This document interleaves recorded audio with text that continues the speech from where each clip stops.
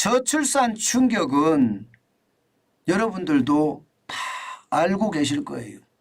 세계 최저의 출산율이니까 말입니다.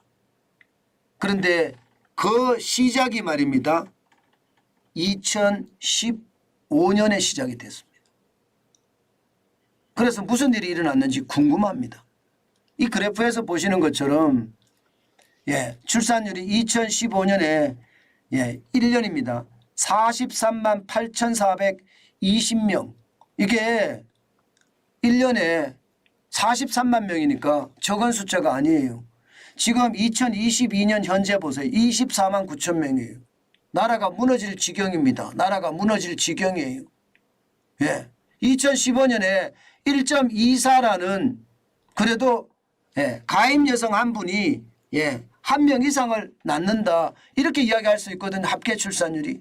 그런데 2022년에는 합계 출산율이 0.78로 세계 최저입니다. 도대체 이 2015년에 무슨 일이 있었던 건가요? 2015년에.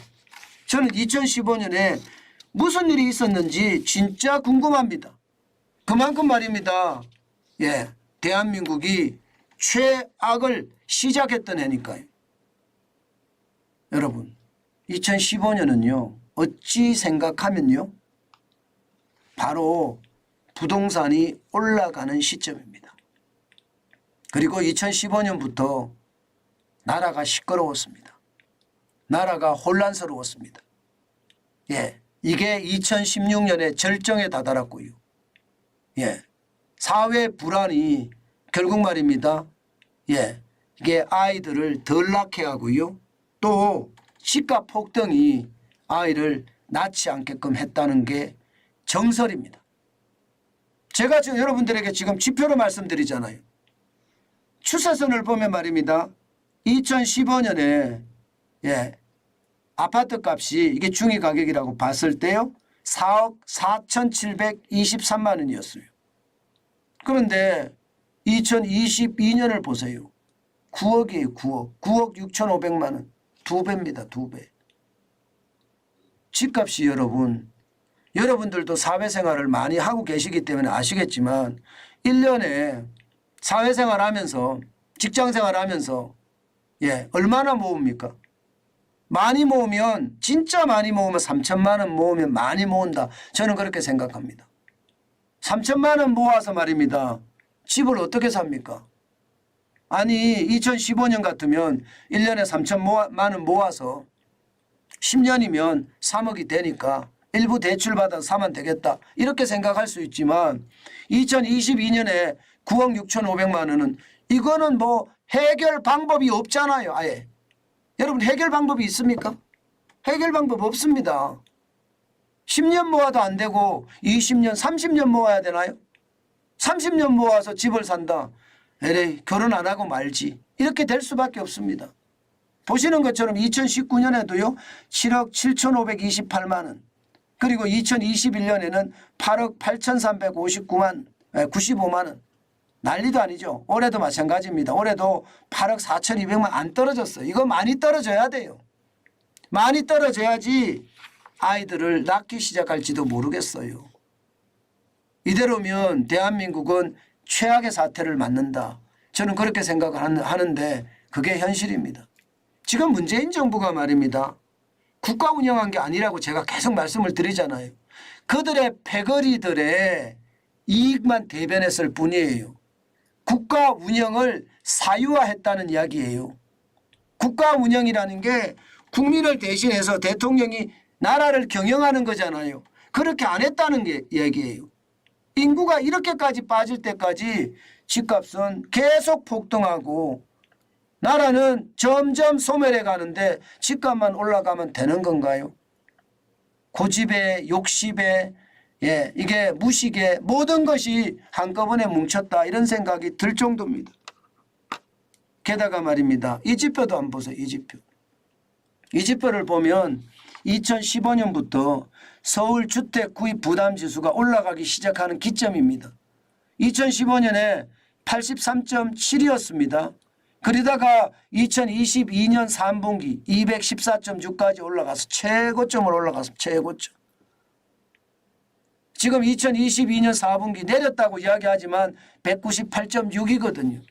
결국 상승세가 시작된 시점이 2015년입니다. 예, 결국 말입니다. 이게 사람들 일반적으로 말입니다. 우리나라 사람들은 집에 대한 소유욕이 강해요. 저도 강하고요. 여러분도 강하고 다 강할 거예요. 그러다 보니까 집이 없는데 어떻게 아이를 낳아? 이게 기본적인 생각이 되게 돼 있습니다. 그러니 난리도 아닌 거죠. 난리도 아닌 집값이 계속 올라가니 결혼은 무슨 그냥 혼자 살래 이런 생각을 할 수밖에 없잖아요. 할 수밖에 없습니다. 게다가 말입니다, 여러분. 게다가 2030들이 서울로 올라오는 거 쭉 한번 보세요. 서울로. 지금 보시는 것처럼 2010년에서부터 2022년까지 30세에서 39세는요. 오히려 서울로 순이동이 줄어들어요. 직장을 찾아서 지방으로 간다는 뜻이에요. 그러나 20세 보세요. 20세. 서울로 무조건 서울로 2010년에 26,275명이 서울로 왔습니다.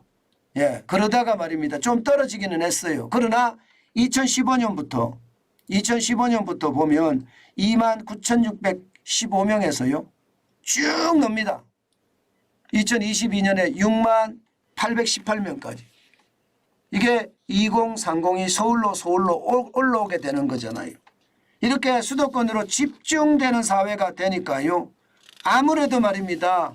수도권은 살기가 쉽지 않아요. 집값도 비싸고 직장 취업하기도 만만치 않고요. 그렇게 되면 여러분 이게 벌이가 그만큼 줄어들잖아요.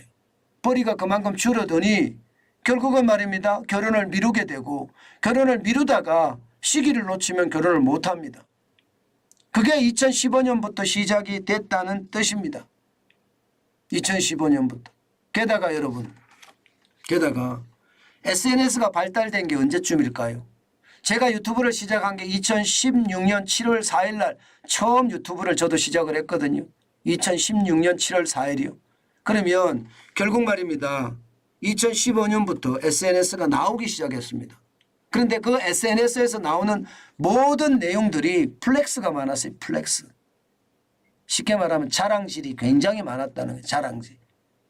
나는 이렇게 산다. 혼자 여유 있게 화려한 싱글로 산다. 이런 것들이 그냥 시장에는요. 팽배했고요. 이것이 SNS, 인스타그램이나 페이스북이나 혹은 유튜브를 타고 말입니다. 다 흘러다녔습니다. 그러다 보니까 내가 왜 고생스럽게 결혼을 하나. 나는 결혼 안 할래.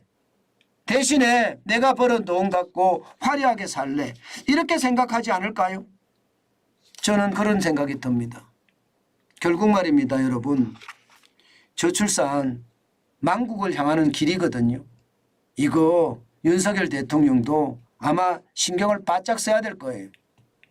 문재인 대통령 때처럼 그냥 내팽개칠 게 아니라 이거 제대로 된 전문가를 내세워서 말입니다.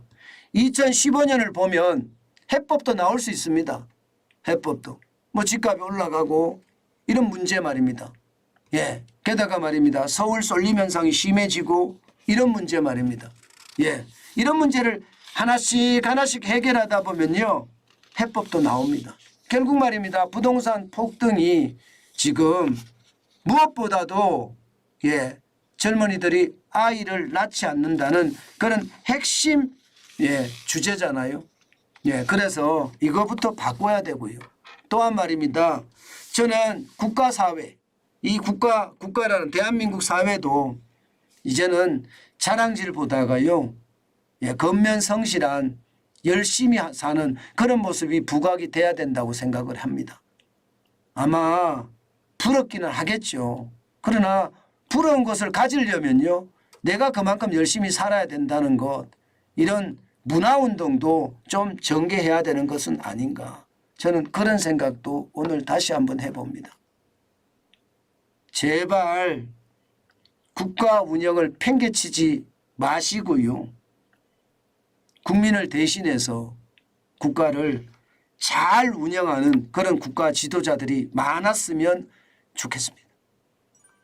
그러면 이 합계 출산율 0.78도 2015년 1.24가 됐던 것처럼 다시 올라가지 않을까요?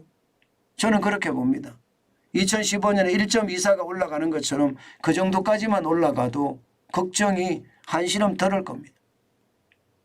그만큼 말입니다. 국가 운영을 해야 됩니다. 이념으로 국가를 다스릴 것도 아니고요. 국가는 국민을 대신해서 다스리니까 이게 진보 사람들이든 보수 사람들이든 모두가 만족할 수 있는 국가 운영. 여기에 이념은 배제하면 돼요. 그러면 충분히 국가는 잘 운영될 거다. 저는 그렇게 생각합니다. 참 안타깝죠. 이런 거 분석해 보면 시장이 진짜 안타깝다는 생각 저는 많이 해봅니다.